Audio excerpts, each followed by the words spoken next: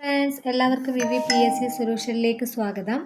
ഞാൻ ഇന്ന് ഡിസ്കസ് ചെയ്യാൻ വേണ്ടി പോകുന്ന question paper assistant Kannada knowing code number 579/2023.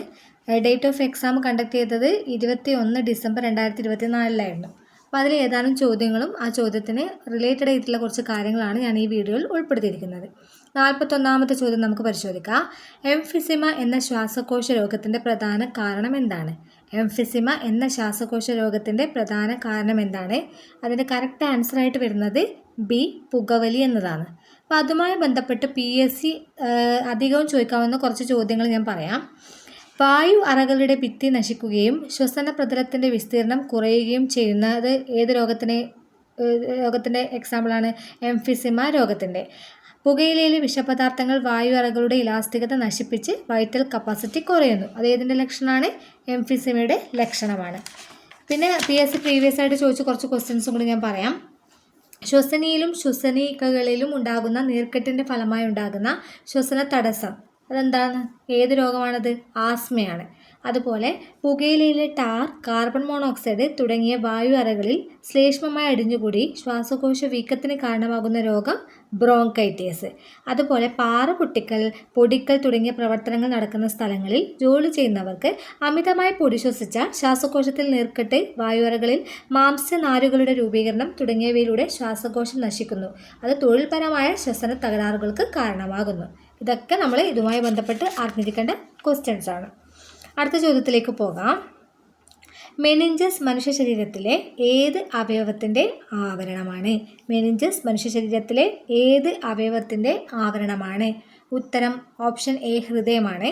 അപ്പോൾ അതുമായി ബന്ധപ്പെട്ട കുറച്ച് ചോദ്യങ്ങളും കൂടി ഞാൻ പറയാം. ഹൃദയത്തെ പൊതിഞ്ഞ് സംരക്ഷിക്കുന്ന ഇരട്ട സ്തരമുള്ള ആവരണമാണ് പെരികാർഡിയം. ഹൃദയത്തെ പൊതിഞ്ഞ് സംരക്ഷിക്കുന്ന ഇരട്ട സ്തരമുള്ള ആവരണമാണ് പെരികാർഡിയം. മനുഷ്യ ശരീരത്തിൽ ആദ്യം വളരുന്ന ശരീരാവയവം ഹൃദയം. സെപ്റ്റംബർ 29 ലോക ഹൃദയ ദിനം. ഹൃദയത്തെ ഉത്തേജിപ്പിക്കാൻ സഹായിക്കുന്ന ഹോർമോൺ അഡ്രിനാലിൻ. ഹൃദയവാൾവുകളെ തകരാറിലാക്കുന്ന രോഗം റുമാറ്റിക് ഫീവർ അഥവാ വാതപ്പനി. ഹൃദയം ശരീരാവശ്യങ്ങൾക്കനുസരിച്ച് ഫലപ്രദമായി രക്തം പമ്പ് ചെയ്യാതിരിക്കുന്ന അവസ്ഥയാണ് ഹൃദയസ്തംഭനം. അടുത്ത ചോദ്യത്തിലേക്ക് പോകാം. 43ാമത്തെ ചോദ്യം. മലമ്പനി പരത്തുന്ന കൊതുക് ഏതാണ്? മലമ്പനി പരത്തുന്ന കൊതുക് PSCയുടെ സ്ഥിരം ക്വസ്റ്റ്യൻ ആണ്. ആൻസർ ഓപ്ഷൻ സി, അനോഫിലസ് കൊതുകുകളാണ്. ഈച്ച മുഖേന, കൊതുക് മുഖേന പരത്തുന്ന രോഗങ്ങൾ കോളറ, വയറിളക്കം, മന്ത്, മലമ്പനി, ഡെങ്കിപ്പനി, ചിക്കൻ ഗുനിയ തുടങ്ങിയവ. അതുകൂടാതെ മലമ്പനി ബാധിക്കുന്നത് പ്ലീഹയാണെന്ന് ഓർമ്മിക്കണം. മലമ്പനിക്ക് കാരണമാകുന്ന പ്രോട്ടോസവ പ്ലാസ്മോഡിയം ആണെന്ന് കൂടി ഓർത്തു വെക്കണം. ലോക കൊതുക് ദിനം ഓഗസ്റ്റ് 20. ലോക മലേറിയ ദിനം ഏപ്രിൽ 25. കൂടാതെ മലമ്പനിയുടെ അപരനാമങ്ങൾ ബ്ലാക്ക് വാട്ടർ ഫീവർ, ചതുപ്പ് രോഗം. മലമ്പനിക്ക് നൽകുന്ന ഔഷധം ക്യുനൈൻ. മലമ്പനിക്ക് കാരണം അനോഫിലസ് കൊതുകാണെന്ന് കണ്ടെത്തിയത് റൊണാൾഡ് റോസ്. ഇത്രയും ക്വസ്റ്റ്യൻസും കൂടി നിർബന്ധമായിട്ട് നമ്മൾ പഠിച്ചു വെക്കണം. അടുത്ത ചോദ്യത്തിലേക്ക് പോകാം. 44ാമത്തെ ക്വസ്റ്റ്യൻ. താഴെ തന്നിട്ടുള്ളവയിൽ ഏത് വിറ്റാമിനാണ് കൊബാൾട്ട് എന്ന മൂലകം അടങ്ങിയിരിക്കുന്നത്? താഴെ തന്നിട്ടുള്ളവയിൽ ഏത് വിറ്റാമിനിലാണ് കൊബാൾട്ട് എന്ന മൂലകം അടങ്ങിയിരിക്കുന്നത്? Option D, B12. B12വുമായി നമ്മൾ നിർബന്ധമായിട്ട് അറിഞ്ഞിരിക്കേണ്ട കുറച്ച് കാര്യം പറയാം. ശാസ്ത്രീയ നാമം, B12ൻ്റെ ശാസ്ത്രീയ നാമം സൈനോകൊബാലമിൻ. B12ൻ്റെ അപര്യാപ്തത രോഗം പെർനീഷ്യസ് അനീമിയ. മഴവെള്ളത്തിൽ നിന്ന് ലഭിക്കുന്ന ജീവകം ഏതാണെന്ന് ചോദിച്ചാൽ B12 ആണ്. അടുത്ത ക്വസ്റ്റ്യൻ, 45ാമത്തെ ക്വസ്റ്റ്യൻ. ഗുരുത്വാകർഷണ ബലത്തിൻ്റെ മൂല്യം ഏറ്റവും കൂടുതൽ എവിടെയാണ്? ഗുരുത്വാകർഷണ ബലത്തിൻ്റെ മൂല്യം ഏറ്റവും കൂടുതൽ എവിടെയാണ്? അതിന് കറക്റ്റായിട്ടുള്ള ആൻസർ ഓപ്ഷൻ എ ആണ്, ധ്രുവപ്രദേശം. ഓപ്ഷൻ എ, ധ്രുവപ്രദേശമാണ് കറക്റ്റായിട്ടുള്ള ആൻസർ. ഭൂമിയുടെ ഗുരുത്വാകർഷണ ബലത്തിൻ്റെ ദിശ എവിടത്തേക്കാണെന്ന് ചോദിച്ചാൽ ഭൂകേന്ദ്രത്തിലേക്കാണ്. ഭൂഗുരുത്വാകർഷണ ബലത്തെ സ്വാധീനിക്കുന്ന ഘടകങ്ങൾ വസ്തുക്കളുടെ മാസ്, അവ തമ്മിലുള്ള അകലം. ഒരു വസ്തുവിന്മേൽ ഭൂഗുരുത്വാകർഷണ ബലം ഏറ്റവും കൂടുതൽ അനുഭവപ്പെടുന്നത് ഭൂമിയുടെ ഉപരിതലത്തിലായിരിക്കും.